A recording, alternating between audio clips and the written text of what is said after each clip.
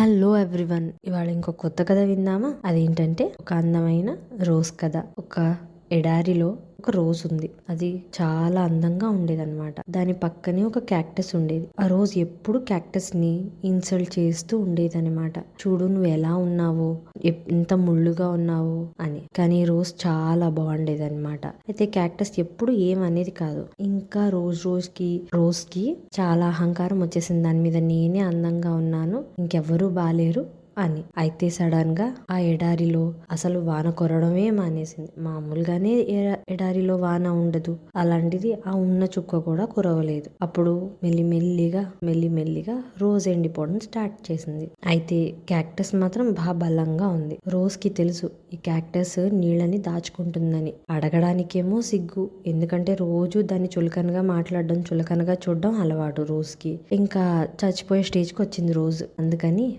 సరే అడుగుదామని క్యాక్టస్ ని అడిగింది. క్యాక్టస్ నువ్వేమనుకోకుండా నాకు కొంచెం నీళ్లు సహాయం చేస్తావా అని. అప్పుడు క్యాక్టస్ సరే అని చెప్పి కొంచెం నీళ్లతో దాని చిన్ని ప్రాణం లేచింది రోజుది. అప్పటి నుంచి రోజు దాని పొగరంతా వదిలేసి క్యాక్టస్ తో చాలా స్నేహంగా ఉండేది. చూసారా, పొగరుగా ఉండడం వల్ల ఏ లాభం లేదు.